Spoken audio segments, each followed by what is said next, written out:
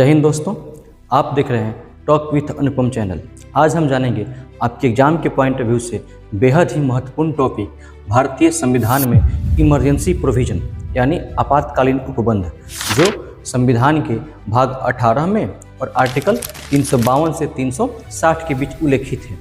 भाग 18 में 3 टाइप्स के इमरजेंसी का जिक्र किया गया है।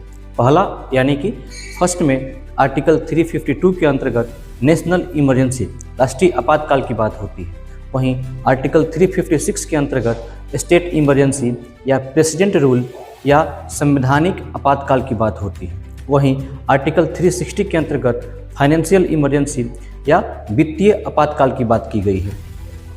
दोस्तों, राष्ट्रीय आपातकाल यानी नेशनल इमरजेंसी अब तक 3 बार लगाया जा चुका है। पहली बार 1962 में भारत चाइना युद्ध के समय लगाया गया, जो 1968 तक कंटिन्यू रहा। फिर दूसरी बार 1971 में लगाया गया, जब भारत पाक युद्ध हुआ, और यह इमरजेंसी 1977 तक कंटिन्यू रहा। और उसी बीच में एक तीसरा इमरजेंसी जो आंतरिक अशांति के आधार पर लगाया गया था, 1975 में लगाया गया। उस समय इंदिरा गांधी प्राइम मिनिस्टर थी। सबसे विवादास्पद इमरजेंसी में से इसे माना जाता है, जो इंदिरा गांधी के प्राइम मिनिस्टर रहते लगाया गया था। और उस समय तत्कालीन राष्ट्रपति फखरुद्दीन अली अहमद थे। साथियों, राष्ट्रीय आपातकाल लगाए जाने के 3 आधार हैं।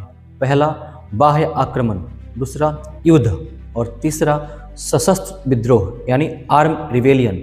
सशस्त्र विद्रोह के बदले में 1978 से पहले आंतरिक अशांति शब्द था, जिसे 44वां संविधान संशोधन 1978 के द्वारा हटा दिया गया और आंतरिक अशांति के बदले में सशस्त्र विद्रोह शब्द जोड़ा गया। साथियों, राष्ट्रीय आपातकाल की घोषणा राष्ट्रपति के द्वारा की जाती है। राष्ट्रपति मंत्रिमंडल की सलाह से राष्ट्रीय आपातकाल की घोषणा करता है।